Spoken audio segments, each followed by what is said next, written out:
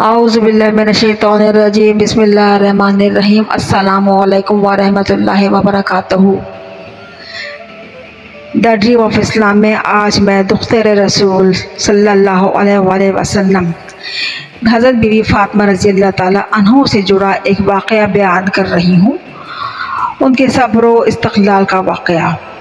ایک دفعہ be be Fatima رضی اللہ تعالیٰ عنہ علیل ہو گئی تو حضرت علی نے ان کے سر کے تاج نے فرمایا کہ اے فاطمہ، آج تک آپ نے مجھ سے کبھی کچھ نہ مانگا، نہ ہی کوئی شکوہ نہ شکایت کی۔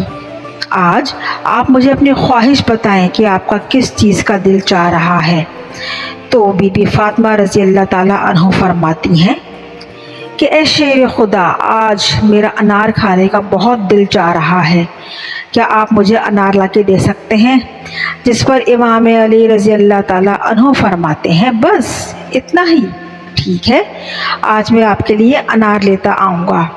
مگر اس وقت انار کا کوئی موسم نہیں تھا، پھر بھی حضرت علی رضی اللہ تعالیٰ عنہ نے بی بی فاطمہ سے وعدہ کیا اور گھر سے نکل گئے۔ پھر آپ ایک یہودی کے دروازے پر پہنچے۔ وہ یہودی ایک تاجر تھا، تجارت کرتا تھا۔ آپ نے دروازہ بجایا تو دروازے سے یہودی باہر آیا اور آنے کا مقصد پوچھا تو مولا علی علیہ السلام نے فرمایا کہ مجھے ایک انار درکار ہے۔ تو یہودی بولا کہ اس موسم میں انار کہاں سے آئے گا، یہ انار کا موسم تو نہیں ہے، اس لیے میرے پاس انار نہیں ہے۔ تو حضرت علی رضی اللہ تعالیٰ عنہ نے فرمایا کہ مجھے انار چاہیے اور آپ کے گھر میں انار موجود ہے۔ تو یہودی بولا کہ میں سچ کہہ رہا ہوں، میرے پاس انار نہیں ہے۔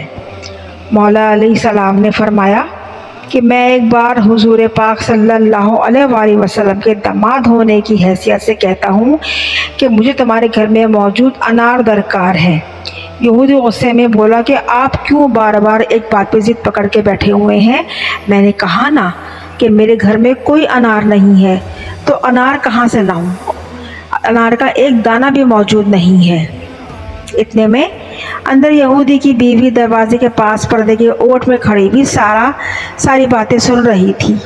یہودی کی بیوی نے کہا کہ آپ بحث نہ کریں، میں کلمہ پڑھ چکی ہوں، آپ بھی کلمہ پڑھ لیجئے کہ ہمارے گھر میں ایک انار موجود ہے اور یہ حضرت علی رضی اللہ تعالیٰ عنہ کو پتہ ہے۔ یہودی یہ سن کر حیران ہو گیا اور جب اندر جا کر دیکھا تو واقعی ایک انار موجود تھا۔ پھر وہ انار اس نے حضرت علی رضی اللہ تعالیٰ عنہ کو دے دیا اور وہیں پر اور اس کی بیوی کلمہ پڑھ کر مشرف با اسلام ہو گئے۔ انار لے کر حضرت علی رضی اللہ تعالیٰ عنہ گھر کی طرف روانہ ہوئے۔ راستے میں انہوں نے ایک اندھے فقیر کو دیکھا کہ جو صدا لگا رہا تھا، ہے کوئی جو مجھے کچھ کھلا دے، ہے کوئی جو بھوکے کو کھانا کھلا دے۔ تو مولا علیہ السلام نے فرمایا، اپنے گھوڑے سے اترے اور فقیر کے پاس گئے اور پوچھا کہ اے بزرگ، کیا چاہیے آپ کو؟ فقیر نے کہا، میں بھوکا ہوں، مجھے کچھ کھلا دو۔ حضرت علی شچپن میں مبتلا ہو گئے کہ میرے پاس ایک انار ہے، اگر میں یہ انار فقیر کو دے دیتا ہوں تو میں گھر جا کر فاطمہ کو کیا جواب دوں گا، جبکہ میں نے ان سے وعدہ کیا کہ میں اس دفعہ انار ضرور لاؤں گا، اور آج مجھ سے پہلی بار فاطمہ نے فرمائش کی ہے۔ پھر آپ سوچنے لگے کہ اگر میں انار فاطمہ کے لیے لے کر جاتا ہوں تو میرا رب مجھ سے ناراض ہوگا کہ میں نے ایک بھوکے کی، ایک ضرورت مند کی مدد نہ کی۔ تو حضرت علی رضی اللہ تعالیٰ عنہ سے برداشت نہ ہوا اور انہوں نے وہ انار فقیر کو دے دیا۔ اللہ کی رضا کے لیے وہ خود خالی گھر آ گئے اور گھر آ کر مایوسی سے بیٹھ گئے۔ اندر بی بی فاطمہ رضی اللہ تعالیٰ عنہ باہر آئیں تو انہوں نے فرمایا کہ اے شیر خدا، میں نے تو آپ سے ایک انار کی خواہش کا اظہار کیا تھا اور آپ نے 10 انار بھجوا دیے۔ یہ سن کر حضرت علی رضی اللہ تعالیٰ عنہ حیرانی و خوشی میں بہت خوش ہوئے اور آپ نے فرمایا کہ اے فاطمہ بنت محمد صلی اللہ علیہ وآلہ وسلم، یہ انار میں نے نہیں بھجوائے، بلکہ یہ انار اللہ تعالیٰ کی طرف سے جنت سے آپ کے لیے تحفتاً آئے ہیں۔ پھر حضرت علی رضی اللہ تعالیٰ عنہ نے سارا واقعہ گوش گزار کیا۔ ایک مرتبہ حضرت بی بی فاطمہ عورتوں کو دن کی باتیں بتا رہی تھیں تو ایک عورت بولی کہ اے بنت محمد صلی اللہ علیہ وآلہ وسلم، وہ کون سی عورتیں ہیں جو اللہ کو جن کو پسند نہیں کرتا؟ وہ کون سی عورتیں ہیں جن کے گھر آباد نہیں رہ سکتے؟ تو آپ بی بی فاطمہ رضی اللہ تعالیٰ عنہ فرماتی ہیں کہ میں نے اپنے بابا جان سے سنا ہے کہ 3 عورتیں ہیں جو اللہ تعالیٰ کو پسند نہیں اور ان کے گھر کبھی آباد نہیں رہ سکتے۔ پہلی عورت شوہر کی نافرمانی کرنے والی زبان دراز عورت، دوسری حکم نہ ماننے والی۔